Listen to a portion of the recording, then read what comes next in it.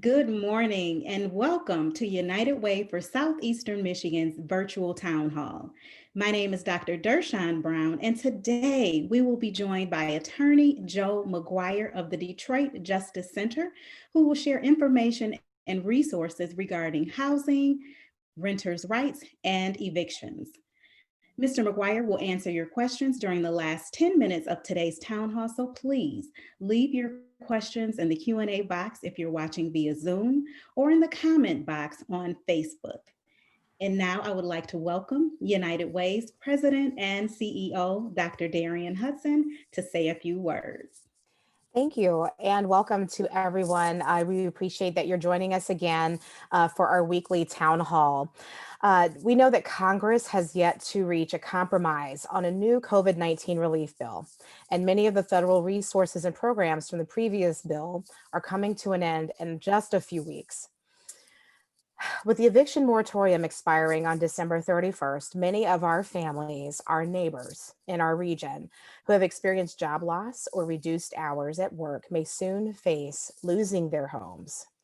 We do not want that to happen. We're going to do everything that we can to keep that from happening. And part of that is making sure that all of you know your rights and that you have access to every resource that is available to you to make sure that this does not happen. Today, we are partnering with Joe McGuire, an attorney from the Detroit Justice Center, who's going to be providing us with the information that we need to make sure that your questions are answered and you have the tools and the steps that you need to take to prevent eviction. Before joining the Detroit Justice Center, Joe worked as a staff attorney at Michigan Legal Services, providing legal assistance to Wayne County residents. He was awarded the Spirit of Detroit Award by the City of Detroit for his work helping clients avoid property tax foreclosures. Joe attended Wayne State University Law School and was a member of Wayne Law's student chapter of the American Civil Liberties Union. Joe is part of the Detroit Eviction Defense, a housing justice activism group which has been fighting evictions and promoting the housing rights of Detroit residents since 2011. So, Joe, we are so happy to have you here with us today. And this is such a critical topic. We look forward to what you have to share with us. Thank you. Thank you. I appreciate you guys having this event. And so, as we heard just then, a lot of what I'm about to say is very time sensitive. Some of the things and resources and protections available are set to expire at the end of this month. And so I encourage everyone listening to this to keep up with the news, check on these things to see how they might change in just the next couple of weeks, and do your own research on this. And in fact, to help you do that, I'm going to share some resources because this is a short event. And so we probably aren't going to get to everything and every topic that people want to talk about. So some really helpful resources available to you as a Michigan resident. There's Michigan Legal Help, which you can go to at michiganlegalhelp.org. And that's a really, really intuitive, usable website made for people that aren't lawyers but need legal help. There's a lot of information on there for renters, for homeowners, and actually about many other topics as well. There's also Detroit specifically, DetroitEvictionHelp.com, and that is a website set up by the City of Detroit, and there is some good information about resources available to tenants there. There's also a very good website set up by Legal Services of South Central Michigan. There's a lot of information that's sort of statewide there, and you can go to that website at lsscm.org. Then finally, there's also a couple of local activist groups that help maintain good websites. There's one I'm part of, Detroit Eviction Defense. They have a website at detroitevictiondefense.org with some good information. And there's also Detroit Renter City that has a very helpful website at detroitrentercity.org. So keep those in mind if we don't get to something that you're thinking about. And even if we do, look at those websites because there's a lot of good information there. So because we're in the time of coronavirus, a whole lot of people are having trouble paying their rent or making their mortgage payments. So if you are having trouble, you are not alone. Right now, we are facing a really unprecedented, you know, crisis in housing because of the economic shutdown and because of the pandemic.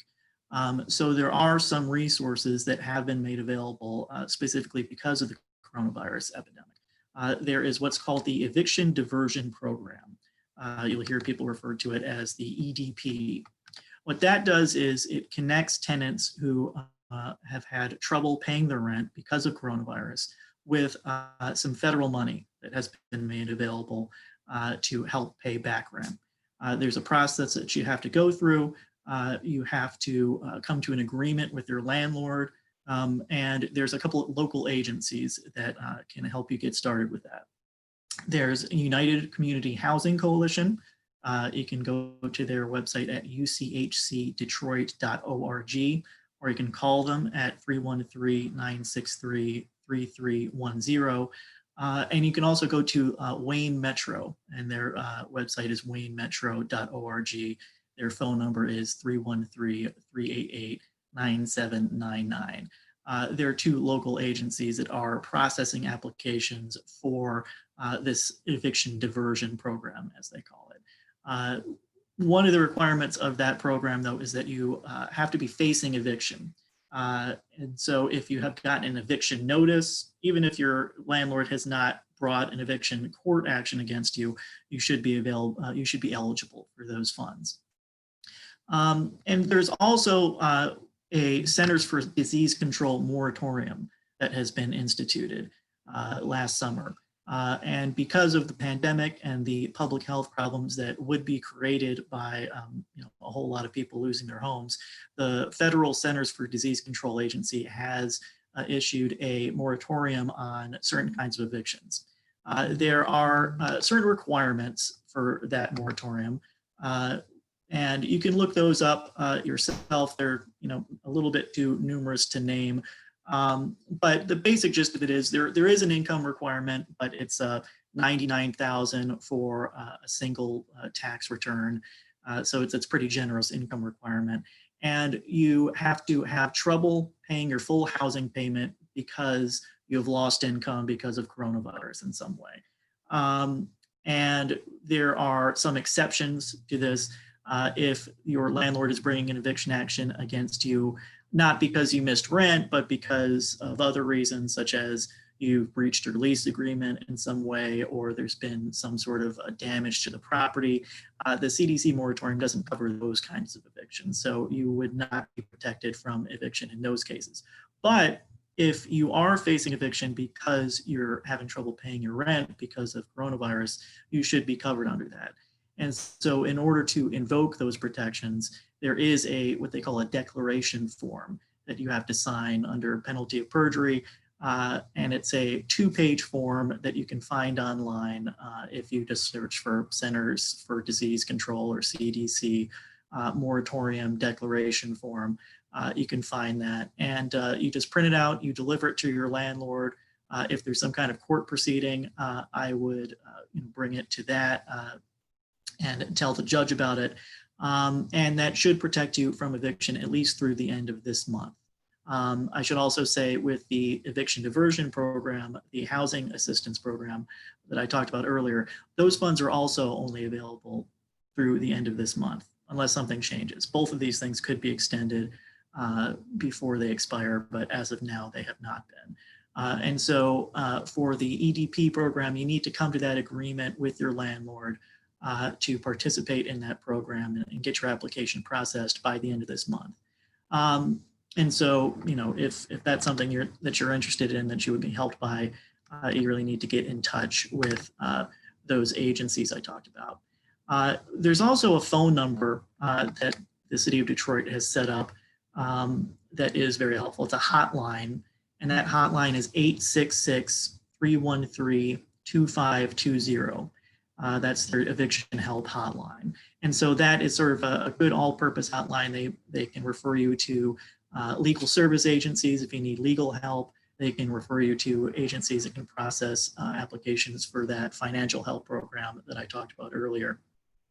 And so, as I said, a lot of this is coronavirus specific and technically ends at the end of this month. But there are certain things that do not expire at the end of this month, and they're just good advice in general and good information in general. You, as a tenant, have certain rights. Your landlord cannot evict you without going through the proper court process. So if your landlord is threatening to kick you out or change your locks or something like that, even if you're late on your rent, they have to go through the proper court process and get an order from a judge. A bailiff that is employed by the court has to oversee the eviction. And so you should get notice of that. You should get a chance to go into court and plead your case. And so if a landlord is threatening to evict you illegally, you should report that to the police if you want to, or you should seek legal assistance from some of the agencies I talked about earlier. It's also illegal for a landlord to evict you or to raise your rent in retaliation for you reporting them to building and safety, or for you organizing with other tenants or defending your legal rights as a tenant. And so if your landlord is threatening to take action against you because of any of those things, that is also illegal. And this is an important thing, especially in the Detroit area. Unless you have a written, I'll say it this way, your landlord generally has a responsibility legally and an obligation to maintain your home in what they call a habitable condition. It doesn't have to be perfect, but it has to be sort of reasonably livable. And there's one exception, which is if you have a written lease of a term of 1 year or more, that's still a current term, so it can't have expired.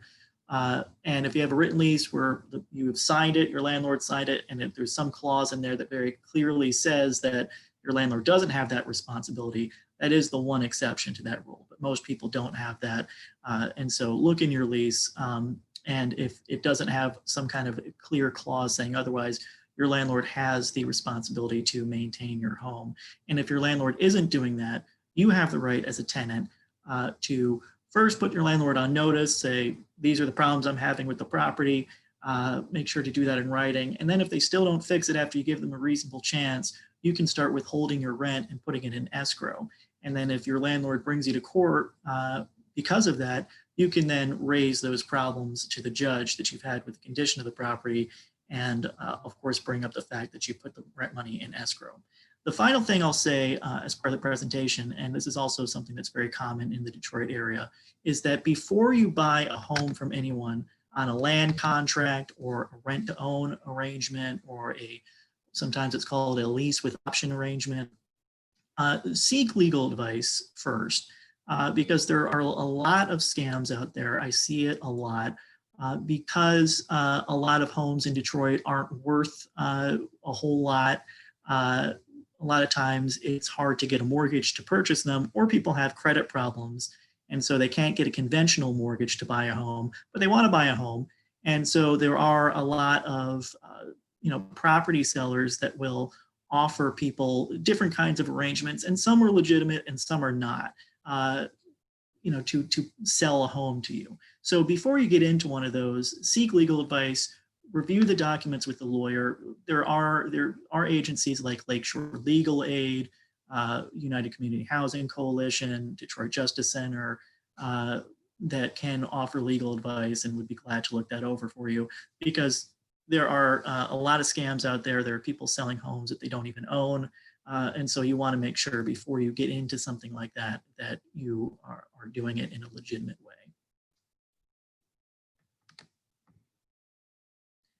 And also, if I have any more time, one thing to keep in mind is that, tenants can organize with each other. And that's often the most effective way to, defend your rights and to promote what you want in housing in the city. And, if one tenant of a landlord goes and asks the landlord, hey, can I get, can you fix this that's wrong with the building?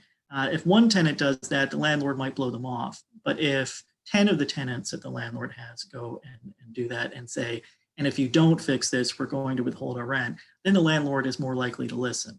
And as I said earlier, your right as a tenant to organize is protected by law. So that's a powerful thing to do. And, I know it's somewhat made difficult because of the pandemic, but, there's ways of doing it.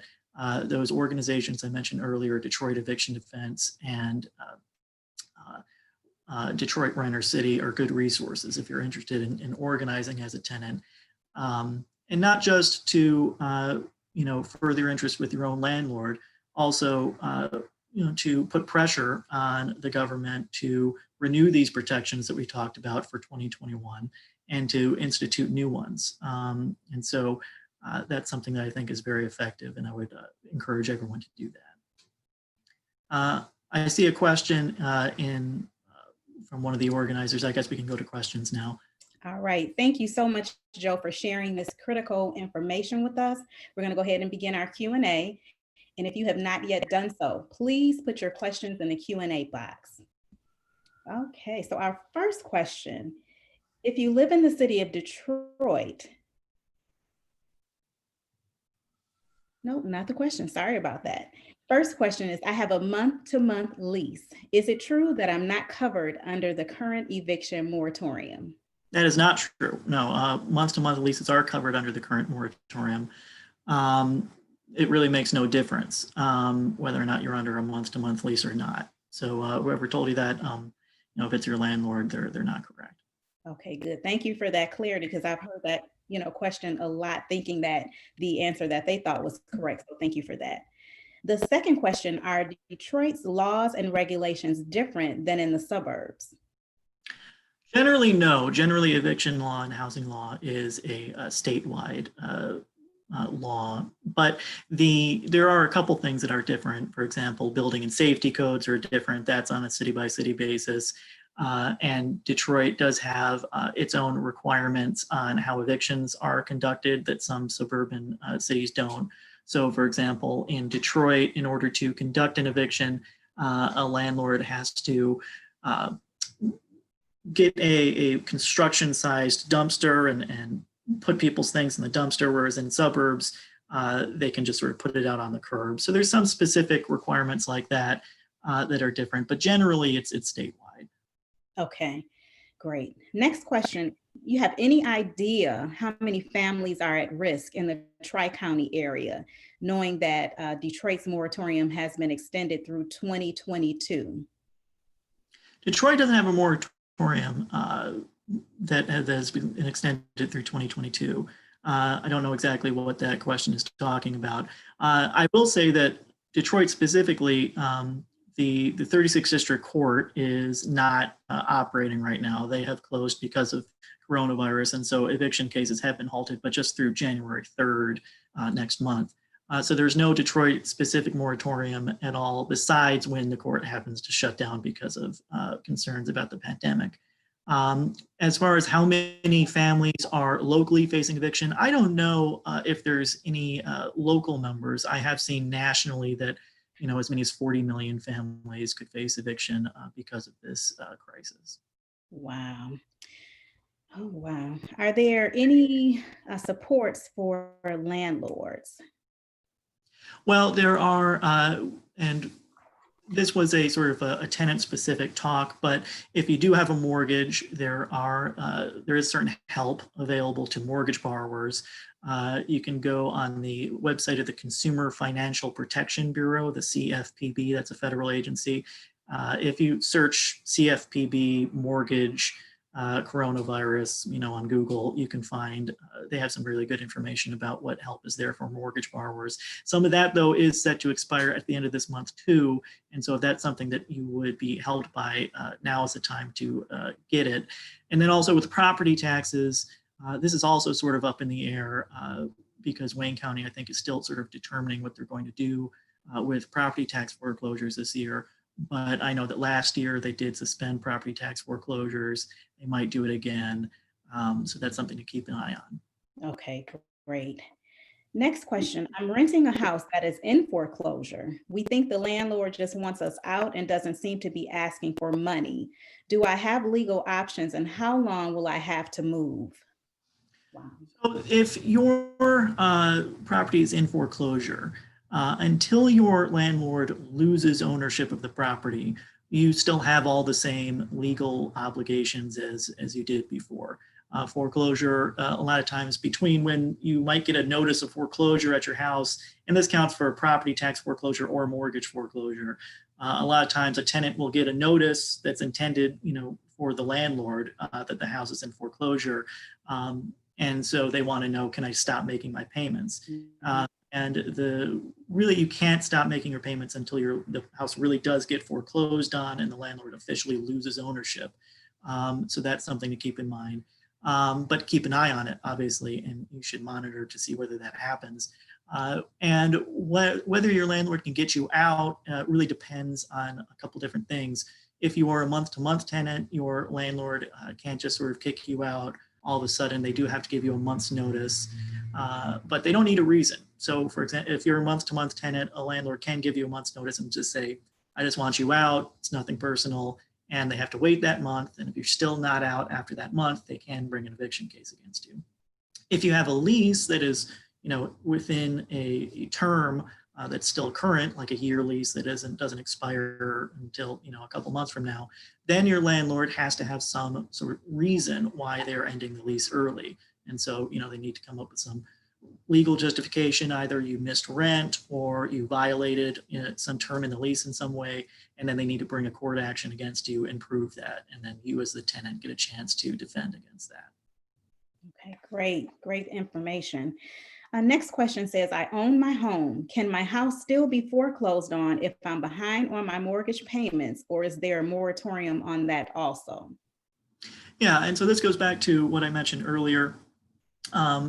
You should search that Consumer Financial Protection Bureau website and look at mortgage relief options. Like I said, there are some good mortgage relief options, but they are set to expire at the end of this month. And so if you are behind in payments, you can apply for what they call a forbearance, where you can pause your payments for a certain amount of time. And they are not supposed to foreclose on you, but it really is only through the end of this month. And so look at what options are available to you, and definitely, if you need them, apply for them within this month. Okay. Next question says, the city of Detroit has extended the water moratorium. Why haven't they done that with evictions? It's a good question. I don't know. The city and the 36th District Court, which is the local Detroit court, could extend an eviction moratorium themselves. The 36th District Court was actually one of the first courts in the country, and definitely in the state, to announce its own eviction moratorium back in March of this year. And of course, as we all know, the pandemic is much worse than it was in March. And so the logical question is, if circumstances were, justified to announce a moratorium back then, why shouldn't we still have a moratorium?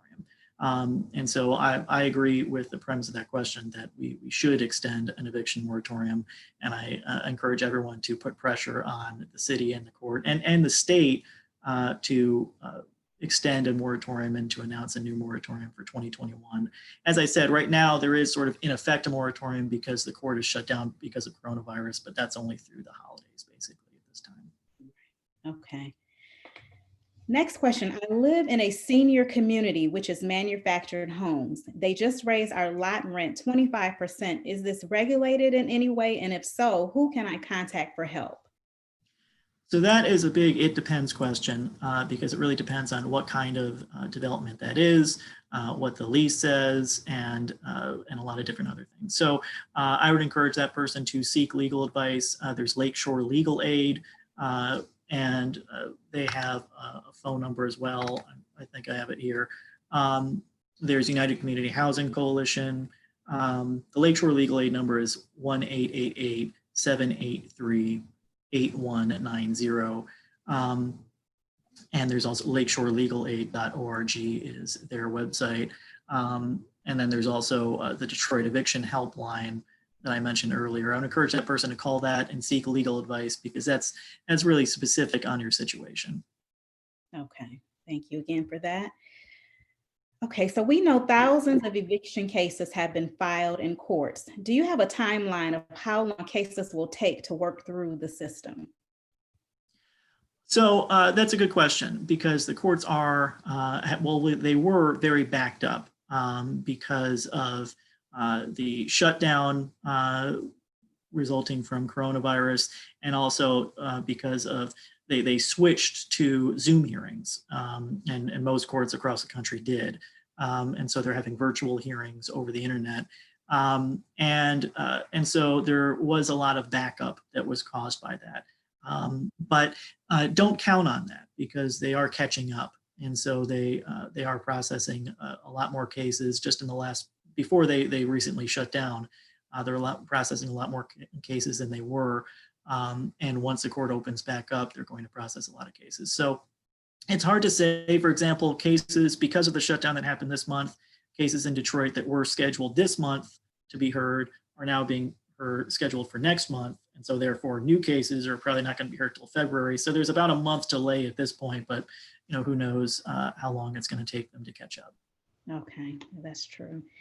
Next question. If I've been given a 30-day notice to leave my apartment and I have nowhere to go, what are my options? So I'm assuming this person is a month-to-month tenant because like we talked about earlier, if you are a month-to-month tenant, they can unfortunately do that unless they're retaliating against you for example, reporting them to building and safety or organizing as a tenant. That's really the only exception. But if that isn't the situation, then your landlord can give you a month's notice. And I realize it's very hard to find a place to live right now. So one good thing is that there is a housing relocation assistance program with counselors available at the United Community Housing Coalition. That's at uchcdetroit.org. And so call that eviction helpline. That's a 866-313-2520 and mention that you are interested in housing relocation assistance with United Community Housing Coalition. They have it's tough to get help with that because they don't have a limited amount of assistance they can give, and as you might imagine, a lot of people are looking for that assistance. But at least try that. And that's a main resource I know about. Okay, great. We have one final question. Some of the district courts are shut down due to COVID and are only hearing emergency evictions. What is considered emergency eviction? That's a good question. So an emergency eviction is, and it depends on the judge. It's a little bit subjective, but generally it's something where there's some damage to the property that's going on or that's imminent.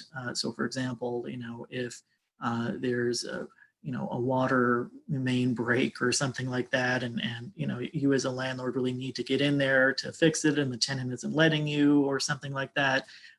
Or if there's some sort of violent situation at a housing at an apartment building or something like that, those are really considered emergencies. So if there's some sort of imminent risk or ongoing existence of damage to the property or violence or something like that, that's generally what they consider an emergency eviction situation. Okay. Well, that's all the time we have for questions today. Thank you again, Joe McGuire, for being here with us to share this critical information with everyone in our community. We know that this year has been especially difficult, and we want you to know that you are not alone. If you or someone you know is experiencing a need, whether it's housing, utility assistance, whatever support you need, we are here to support you. You can also go up and look on our resource site at 211, look at the database there at unitedwaysem.org/211. Thanks for having me. Yes. As a result of this pandemic, we know that families and individuals throughout our region are struggling to make ends meet. But in less than 5 weeks, every existing pandemic relief program will end.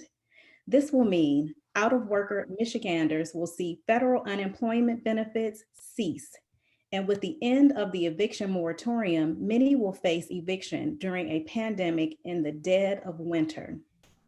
Households will lose their added food benefits and may not have access to enough food for their families.